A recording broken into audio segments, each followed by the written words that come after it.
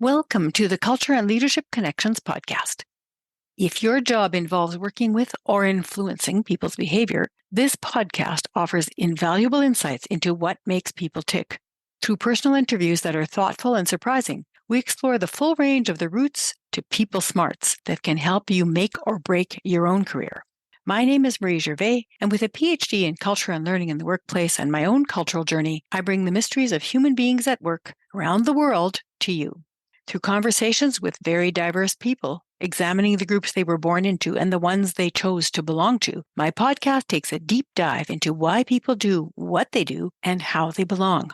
Hone your skills to manage others and to be a better human being at work with the Culture and Leadership Connections podcast. And now for today's episode.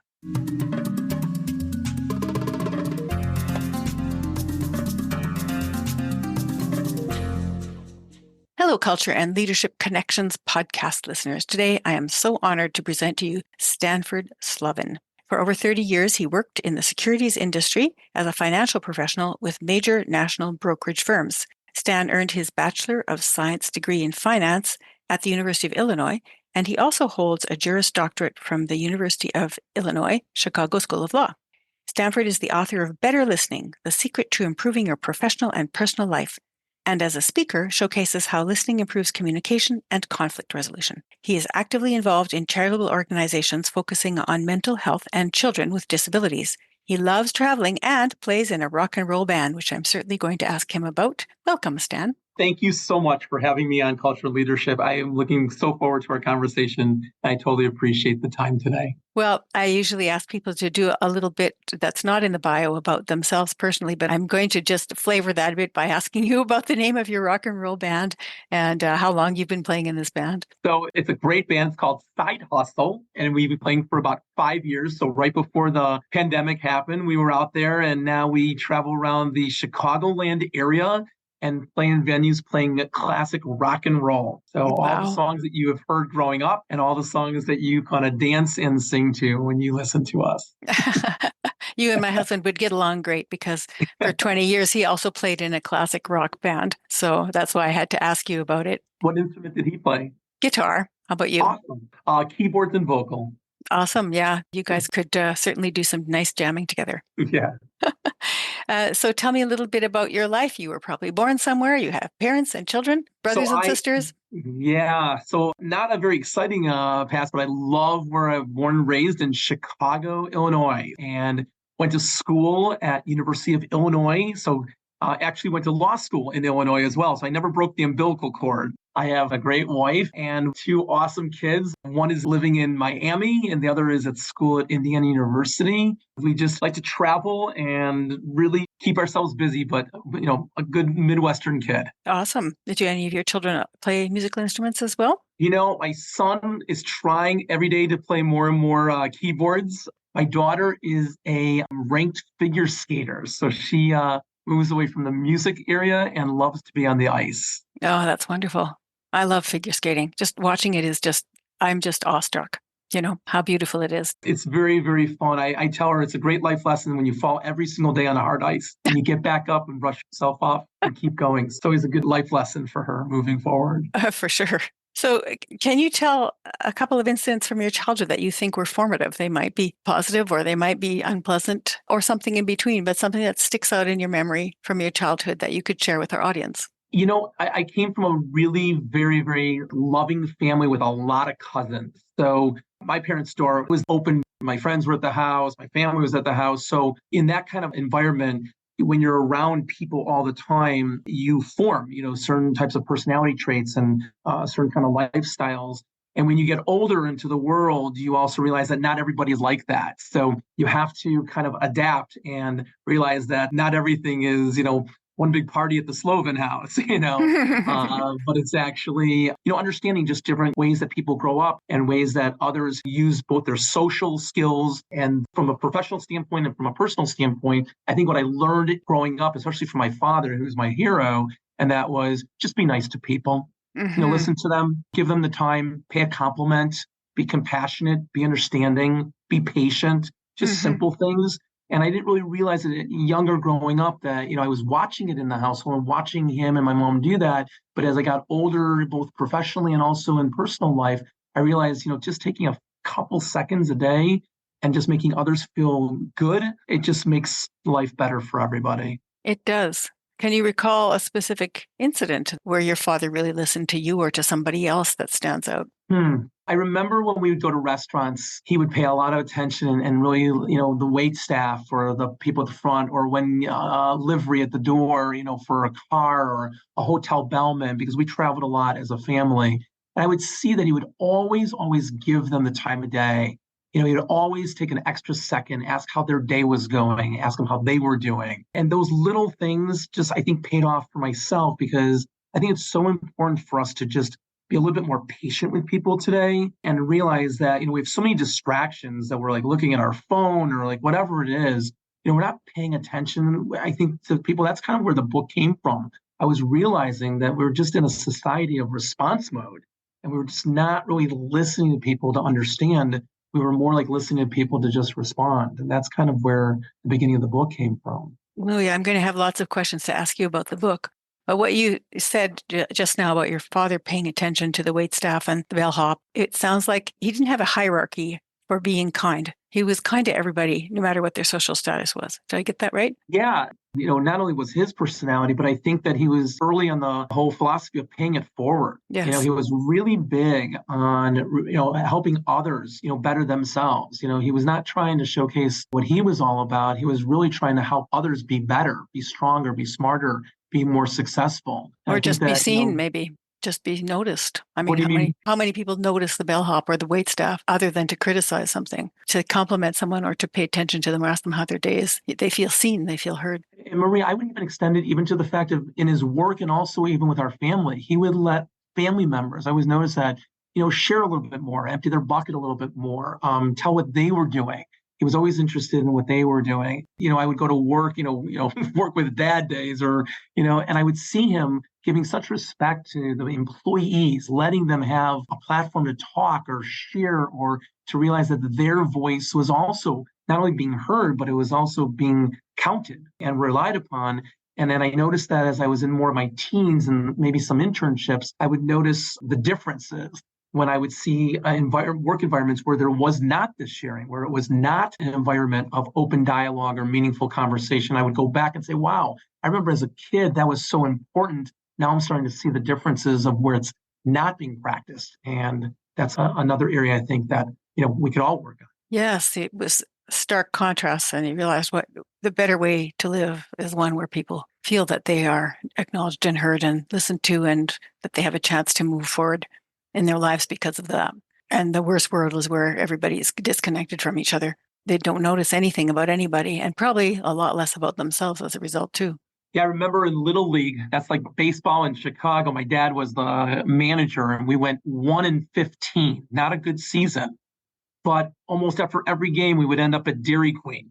I don't know if it was a celebratory or if it was feeling sorry for it, but it was interesting is like he would use that time to talk about it. Like, hey, it's okay for losing. Let's talk about it. Let's learn. And the interesting thing is that the team next year went 15-3. Wow. And it was funny because the concept was to bring back everybody after even a bad year or a tough season. And it wasn't that he was rewarding, he was using that as learning lessons, as times to reflect. It was time to realize that there was much more potential as opposed to, what was going on in the beginning, more of like looking toward what was next. And it was just a great philosophy to keep in my life. I'm trying to remember who the scientist was who just discovered this, but it turns out that somebody who was doing research on educational achievement realized that all children do better if they spend 3 years with a teacher, and the teacher does better as well. And that no matter what their capacity is, even a terrible teacher improves after 3 years with the same group. And it's all because of the relationship development. Isn't that interesting? Yeah, I think that makes a lot of sense because having time also gives not only the chance for that teacher to be with students, but I think it also gives the students a chance to have a safer environment. And I think that teacher was probably finding that as the years went on, probably the lessons and the learning lessons were getting deeper and they were getting more meaningful. Yes, it sounds that way. What about in your adolescence or early adulthood? What incident can you think of that stands out for you that you think has remained formative for you in terms of leadership and culture? Well, when you're young, I think you don't really know what you don't know. So I think when you're taking things from a leadership standpoint, again, depending on what leadership is defined as, I think that when you're in a family situation where you are growing up in an environment that is safe and open to share your thoughts, it allows you that when you become a leader to realize how important it is to allow others. When you go to school as a young kid and the teacher says, hey, you know what, you're not listening or you're not following directions. At an early age, we kind of listen, okay, and then we're realizing that as you get older, we're having the same issues of listening when you're in your adult. So I think leadership to me as an adolescent was having friends come to me and asking me my opinion or them sharing what their challenges were.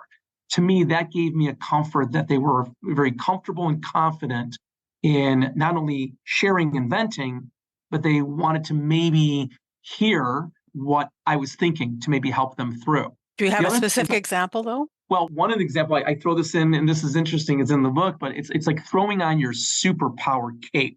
And I love this. I'll give you an example is like when you come home in your adult life, and then I'll bring it back to the adolescence. You come home and the person at home says, I had a bad day, and work was tough. This is going on with the kids, and you jump in to solve their problem. Oh, well, this is what's happening. This is what you should do. And they don't want that. They really wanted to mostly vent. They really wanted you to listen. And I think that what I picked up when I was younger was that I was more interested to learning a little bit more when a person was saying something as opposed to wanting to just respond, throwing on that cape of the super cape of solving. Which, by the way, in your adult life, this goes back to the biggest conflict we also have. And the person says, listen, I don't want you to solve my problem. I just want you to listen to me. But one of the things that I learned early on was I would ask the person, listen, do you want me to just hear what you're saying and kind of just listen to what's going on? Or do you want some input? Do you want some feedback? I think I remember as an adolescent when I was in high school, whether it was sports or theater or just in some clubs, a lot of times people would be just having so many things going on in their young adult life. And sometimes I realized that they didn't want my advice. They just wanted to vent. Did you ask that in your adolescence, or that's something you realized as an adult later on? No, I would ask them, which was, I don't know if that was, maybe smart as a young kid or maybe just as by accident, but I would be wondering okay, you're telling me and you're talking, you're venting, you're sharing and you're dumping. Do you want to keep going? Or do you want me to, tell you maybe what I think? And that was an aha moment because Marie, that gave them the chance to say, yeah, what do you think? Or no, I'm just having a really tough day. I just wanted to tell someone. Yeah, it helps them to refine their purpose for talking to you in the first place. Well, this is what happens with leaders in the work area. And that is we want to try to change ourselves from just being a manager of a company to a leader of the company. It's a big difference. There's good leaders, but how do you become great leaders? And great leaders will tell you all the time that the best leaders are the best listeners. They know that their best assets are usually the people that they work with. And if they lead by listening, to be a good leader, you can be a good listener, but to be a great leader, that takes those extra things of getting them to share, getting them to go deeper, getting them to feel comfortable and confident that they can share with you, just like when I was a young kid. So I'm going to ask you some questions about culture. The culture is something people typically grow up with unconsciously, and they only notice it when they go somewhere else and realize that people do things differently. So when you think about culture in your situation, it can be family, which you have already talked about, could be friends, can be profession, social class, nationality, ethnicity, worldview, language, religion, gender, the age that you were born into, and then what kind of education you were brought up in. So I'm not talking about later on. I'm talking about you were born into this and you became conscious of it later. What would you say have been one or two of your strong cultural influences from what you were born into? It's a great question because I would think spending summers on a farm in Galena, Illinois, leaving the city of Chicago was the game-changing cultural eye-opener for me specifically. Mm-hmm. Taking a city kid and living 2 to 3 months in the summer in the farm areas, just based on that's what our family did, gave me a chance to learn what it was like to be in a rural setting, to be around people that were religiously extremely different from me. How so? Well, I mean, for example, a Jewish kid from Chicago, and you put him in a strong Protestant and Catholic and Lutheran urban setting, you quickly learn by asking and by celebrating and by sharing different times with them. So whether it's a new religious experience, whether it was learning the difference of being around buildings versus farmland, sitting around a kitchen table and maybe not thinking about going to a movie or going to a ball game or going to a concert or going to a theater, but instead talking about the next morning getting up and milking a cow. Marie, you learn quickly that there are different people out there from where you're living. So I think that one of my takeaways specifically was I was appreciative of the fact that I got a chance to see a very different part of the world, culture, people, religion from what I was used to. So urban, rural experience, and then also Jewish and Protestant Christian experiences. It's kind of counterbalancing each other. And political. You go from a Democratic city to a Republican rural area. Right. You learn economic, when you're in a professional services world where clients and relationships versus farming a land and dealing with government contracts and selling your livestock or your products, as opposed to me just eating them on a nightly basis and going to the store and buying the milk and having the protein, but seeing it actually where it's produced and how it's produced. So those are different cultural examples as well. Yeah, I think those are probably what helped you to become such a good listener, because you had to figure out each context and wonder how you were going to fit in with each of those different contexts and find out about them. Yeah. Yes. So what about groups you chose to belong to? Because you grew up and you might have changed things in your life, things from your past. You might have grown new pieces onto what you already had. And of course, you became a professional, and that has its own culture. Probably when you traveled, you discovered some things that you wanted to take on yourself. What have you taken into yourself culturally from your adult experience? I think from a culture and from a personality standpoint, I moved more toward the relationship, social, sales, service area for me. Right. And also because you had a family that was sort of open door, and everybody having a party at the Slovin house kind of Marie, you would was a love it. We foundation. had so much fun in our house. Yeah, I believe you. So we were talking about personality. So that's exactly where I wanted to go next, which is temperament, which you're born with. And you have certain tendencies, and then personality, which you're shaped by the environment and how you respond to the environment. And so you add on as you grow. So what would you say is your temperament, and what have you added on personality-wise? Well, if you've done that psychological project, I am a way off the chart I. So my temperament is positive attitude. I'm a very big believer of that cup half full. I am also in the temperament of trying hard to help people be better. I'm very supportive. I am also, I call it the passive aggressive in a positive way. In fact, my daughter will tell you that. My daughter will say, you are so passively aggressive. And what I mean by that is that through the years, my filter has actually gotten more positive. My patience has gotten a lot more positive. I want others to succeed, to excel. I want to leverage myself to them in a way where I, relatively speaking, am trying to be part of different groups. So whether it's philanthropic, so I'm very involved in mental health and also children with disabilities.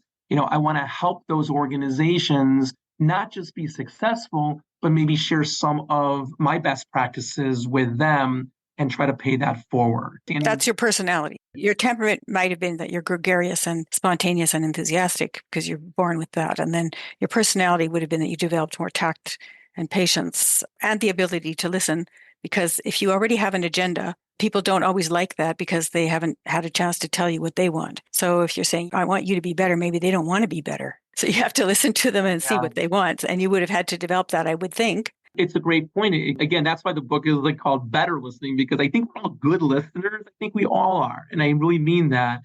The fact that we all can be better listeners, including that's my daily goal with myself, But going back to the question, being spontaneous and being gregarious, that's great for the person that is like that. But I think you bring up a wonderful point, and that is you have to also really understand your audience, because not everyone responds well to certain personalities. They just don't.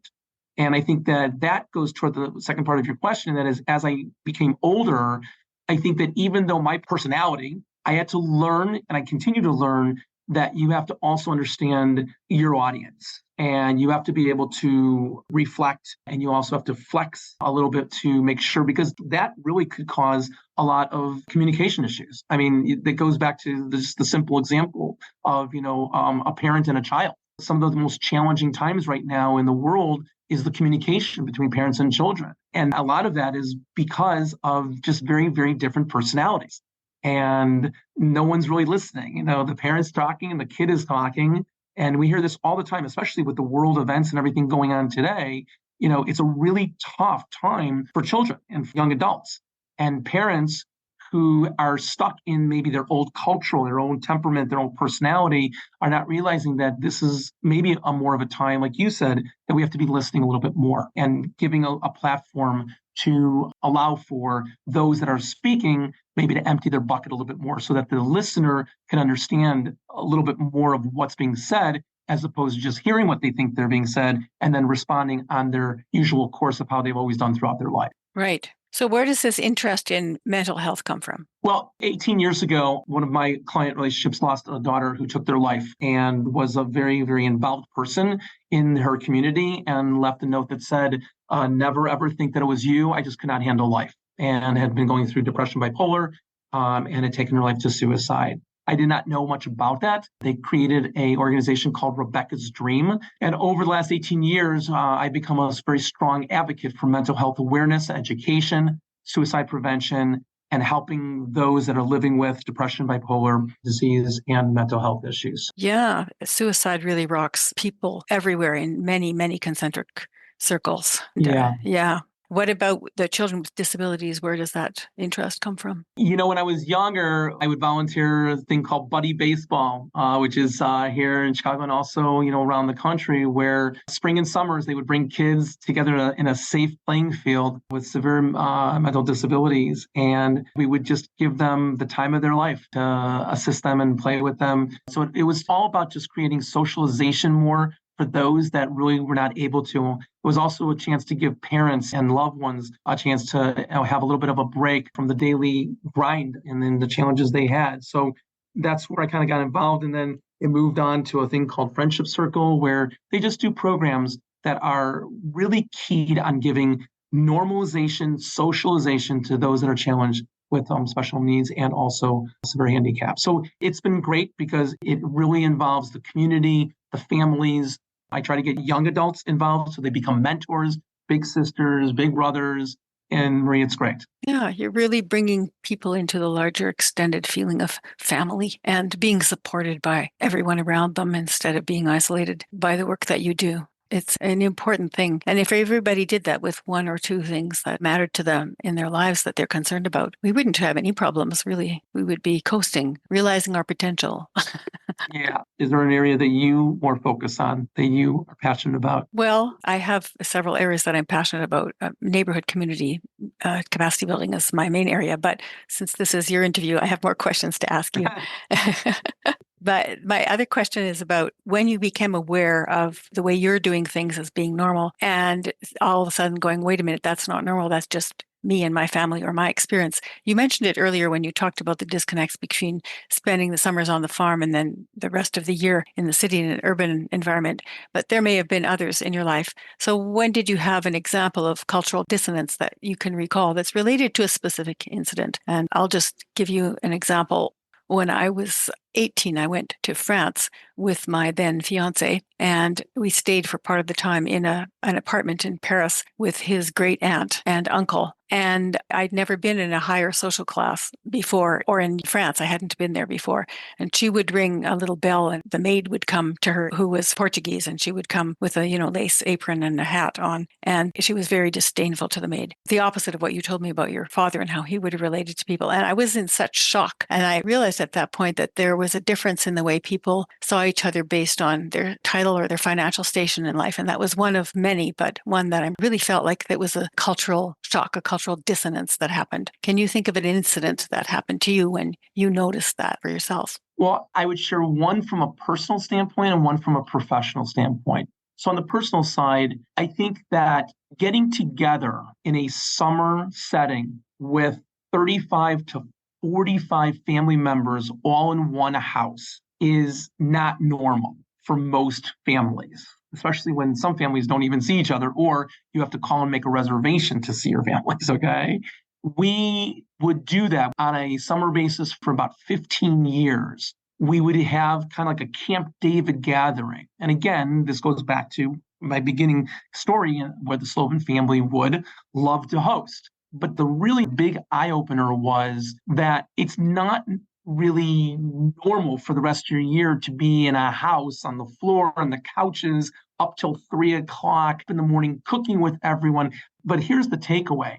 When you were observing what was going on, you were seeing that everybody was coming from a very different format back in their lives, and they would come together. So the willingness to do that gave me the eye-opener that it was okay in my life down the road to try to do the same thing, that to bring people together, even though it may not be their norm or may not be what they're used to or may not even be their liking, to try to, and again, not to force because it was always an invite, but as the years went on, the group went from 25 to 30, 35 to 40, 45, and it got bigger and bigger, which was like incredible. That was like an eye opener of like, okay, that people really want to do things that they, during normal circumstances, are either not able to do, not willing to do, or don't take the effort or the time to do it. Right, but that's still you in your comfort zone. I'm talking about a shock. I was way out of my comfort zone with a Portuguese maid and a very rich woman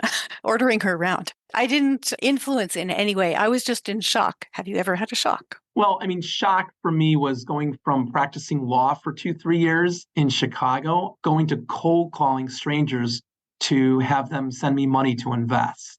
Right, that's a shock. That's a shock.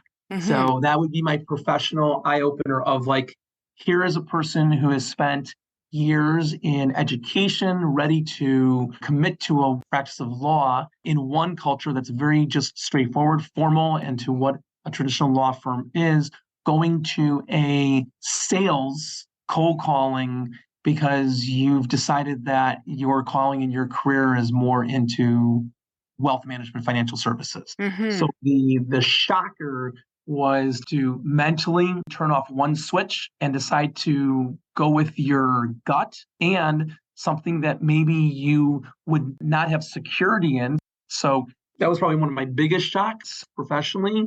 And it probably lasted for a good 18 to 24 months. So it taught me resiliency. It taught me patience. It taught me confidence. It also brought out the fear of not succeeding, the fear of making the wrong decision, the fear of not being successful in something that was new to me, and also the art of communicating it to others to get others to buy in. So whether that is a spouse or a family member or a friend. So using those new skills of like, what are you doing and why are you doing that? And what do you have to do? And that was another eye opener for me. Right, right. So I wanted to also ask you, if people hire you for something, what kind of environment do you need to be at your best? Well, first and foremost, I think that going into a new relationship, there is my old bad habits. This is 10, 15 years ago, where I was so needing to tell others what I do, how I do it, and why they should want to do it with me. Okay, that was the old school. And by the way, that is followed by the majority still of people in this society. True. I turned that around, and to answer your question, now I really want early on for that person, that relationship, that entity, that project to share with me what is really most important to them. Why are they here? What are they trying to accomplish? Even some of the questions like you've shared with me today, get a little bit deeper into some of the background. And the reason I say that is that that is how all of my new relationships and new introductions start. Because I still think, Marie, that people are still cutting off each other. I still think that we're in a society where we're still cutting each other off. I also still think that advisors like myself or my industry or industries like ours, we're constantly thinking about what we want to say next while someone else is still talking. I think that is a big thing, as a really big area that we could all kind of improve on. I also think that when I have a new relationship coming in, the old way would be to hear something and respond. Now, the new way, or the way that I think is the right way, is to go deeper and to allow someone to share more. So I would say one big new thing that I think over the last 10, 15 years, and even now, even today currently, is I add empathy in every early conversation. And I know that that's just a generic word, but I would challenge your listeners, your audience, even people in the industry, that they really don't add empathy into those early conversations. So what brings out the best in you would be if the person is willing to respond empathetically? I would say that if I can allow a person early on to know that they are not alone, to know that there's a lot of people that have these issues, that I want to learn more, help me understand that more. You mentioned before that this is important and this is important. Tell me more about that. How is that becoming important? And when they do finish, instead of responding to them, that what really brings out, I think, the best in me is when I say, okay, you know what? What else? What else is important in addition to communication and trust and making sure that you feel that someone is understanding your most important needs or your goals? What else is important? I want to know that someone is understanding what we're trying to accomplish. And I'm like, okay, that's interesting. So tell me a little bit more about that. Well, and they go on and they share that. So now I've gotten 2 or 3 of their most important things to them, not me, but to them, that I think makes me feel that that's the best or the betterment of my efforts. Right. So we're getting close to the end of the interview, and I'm just wondering if you would like to showcase something, perhaps your book. This is your soapbox moment.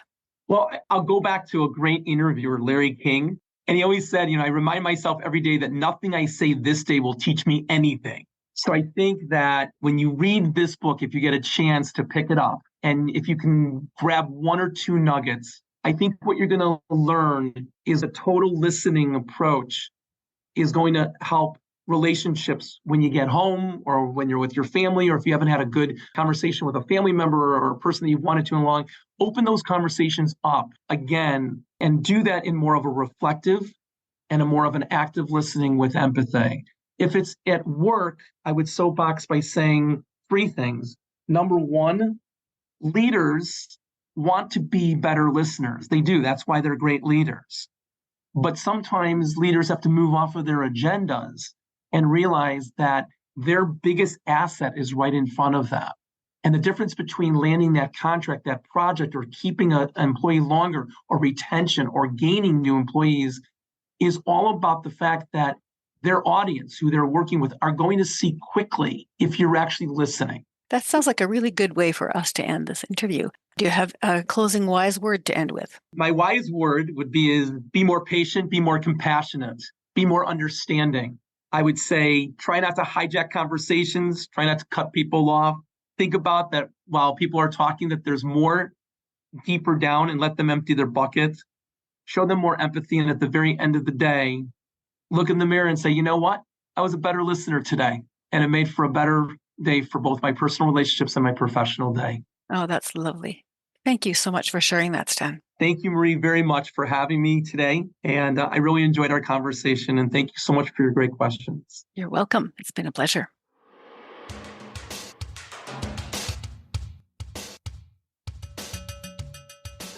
Stanford Slovin grew up in the Midwest in Chicago, where he experienced urban professional life with a gregarious and social family during the winter and an equally gregarious and social urban farming experience during the summer. As an adult, he moved from a law culture of having people come to you in a more formal and limited relationship to relationship-based sales and financial advisor work built through cold calling and careful listening. From his initial efforts to put aside his own agenda so he could invite others to tell me more, Stan learned that better listening is an ongoing practice. Here are my 4 takeaways from our interview. 1. You can learn cultural bridging moving between urban and rural experiences. 2. Within one location shift can be found markers of political orientation, livelihood, affiliation to land or to man-made environment, and religion and social class differences. 3. Moving from one profession to another builds new capacities and rekindles latent personality traits. And 4. A singular focus on listening brings insight to any context. I would love to hear your takeaways from this episode. And you can literally dictate your thoughts to me on my website, shiftworkplace.com/podcast. Scroll down to the middle and you will see a box that says, I would love to hear from you. Just press record and say what you think. You can always edit it in the text version. If you would like to connect with me about wise leadership development for your organization or to discuss coaching for career building, you can find me at marie@shiftworkplace.com and on LinkedIn with my name, Marie Gervais. Thank you for listening, and may culture and leadership connections continue to guide and inspire your day.